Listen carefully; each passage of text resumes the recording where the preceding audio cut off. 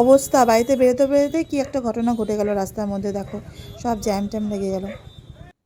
Hello everyone, সবাই কেমন আছো? আশা করি সবাই খুব ভালো আছো। আমার নতুন একটা ব্লগে তোমাদের সবাইকে স্বাগত। তোমরা কেমন আছো আমাকে অবশ্যই জানাবে কমেন্টে। তো আজকে আমরা বেরিয়ে গেছিলাম শিলিগুড়ির উদ্দেশ্যে। আমার কিছু কাজ ছিল আর বড়েরও কিছু কাজ ছিল। তো সেই জন্য আমরা দেখো বেরিয়ে গেছি, পেট্রোল পাম্প থেকে তেল টেল ভরে এই রাস্তায় চলে আসলাম, বেরিয়ে গেছি। সুন্দর মনোরম দৃশ্য দেখতে দেখতে আমরা এখন যাচ্ছি। আজকে অনেক দিন পর, মানে প্রায় 3-4 দিন পর একটু রোদের মুখ দেখা গেল, রোদ উঠলো। দেখো আমাদের চাপাতি বাগানগুলো, মানে আমাদের না সরি, এখানকার চাপাতি বাগানগুলো কত ভালো লাগছে দেখতে। আর বলতে বলতে আমরা বাগডোগরাও চলে এসেছি। এটা হচ্ছে আমার প্রাণের শহর বাগডোগরা। আমি এখানে ছোটোর থেকে বড় হয়েছি, আমার স্কুল, আমার সব কিছু এখানটায়। সেই জন্য আমি একটু বেশি ইমোশন হয়ে যাই বাগডোগরাতে আসলে, কারণ আমি বাগডোগরাকে প্রচুর প্রচুর ভালোবাসি। যেহেতু ছোটো থেকে বড় হয়েছি সবাই তো বুঝতেই পারছো। তো এটা হচ্ছে আমার পাড়া বুড়িবালাসন। যারা যারা চেনো প্লিজ কমেন্টে বলবে কারা কারা চেনো, ঠিক আছে?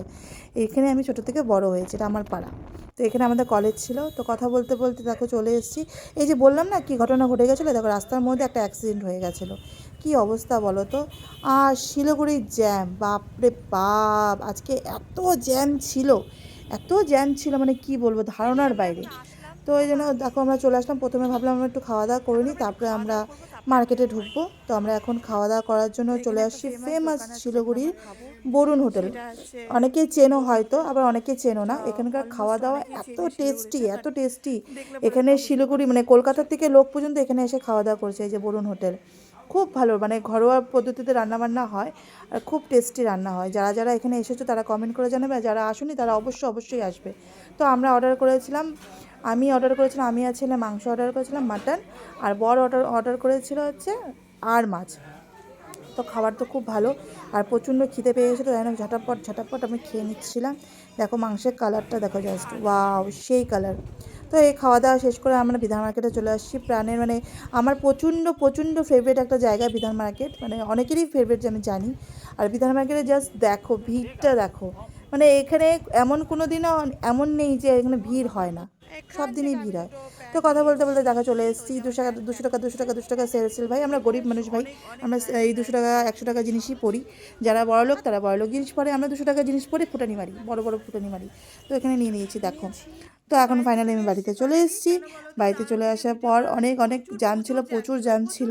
তো সেই জন্য আমি আর বাইরে ভিডিও করতে পারিনি। আমার মাথার অবস্থা দেখো, দেখলেই বুঝতে পারবে। তো চলো কী আনছি তোমাদেরকে দেখাই। তো এখানে নিয়ে এসেছি একটা প্যান্ট, নিয়েছি ব্ল্যাক কালারের, খুব ভালো লাগলো প্যান্টটা আমার, 200 টাকা করে সব এগুলো। আর একটা প্যান্ট নিয়েছি আমি গ্রিন কালারের, কিছুদিন ধরে আমার অলিভ গ্রিনটা খুব ভালো লাগছে। তো এই প্যান্টটা নিয়েছি, দুটো প্যান্ট নিয়েছি আমি। আর দুটো আমি সোয়েটার টপগুলো যে হয় সেগুলো নিয়েছি। একটা হচ্ছে ব্রাউন কালারের, রেড কালার মনে হচ্ছে বাট এটা ব্রাউন কালার। আর একটা নিয়েছি হোয়াইট কালার। যদিও আমি হোয়াইট কালার জাত রাখতে পারি না, আমার নোংরা হবেই হবে, কিছু না কিছু দাগ লেগেই যায় আমার, জানি না কেন। তো চলো আজকের ব্লগ ভিডিওটা এই পর্যন্ত। আমার ব্লগ ভিডিও যদি ভালো লেগে থাকে প্লিজ আমাকে লাইক ফলো করে আমার পাশে থাকবে। আমাকে যেমন রোজ ভিডিওতে সবাই এত সাপোর্ট করেছো, আমার ব্লগ ভিডিওগুলোতে একটু তোমরা সাপোর্ট করো, তোমাদের ভালোবাসা খুব দরকার। তো আমার পেজটাকে প্লিজ ফলো করে দিও, লাইক কমেন্ট করে আমার পাশে থেকো। আর যারা মানে ইউটিউব থেকে দেখবে তারা ইউটিউবে সাবস্ক্রাইব করে দিও, ঠিক আছে? চলো টাটা বাই বাই। আর পিছনে জামা কাপড়গুলো স্কিপ করো, কারণ ঠান্ডা পড়েছে প্রচুর। আমি রোদে দিয়ে মানে বাইরে রোদে দিতে পারিনি, বাইরে গিয়েছিলাম দেখে ঘরে মেলে দিয়ে চলে গেছি। তো চলো টাটা বাই বাই, সবাই ভালো থেকো, সুস্থ থাকো।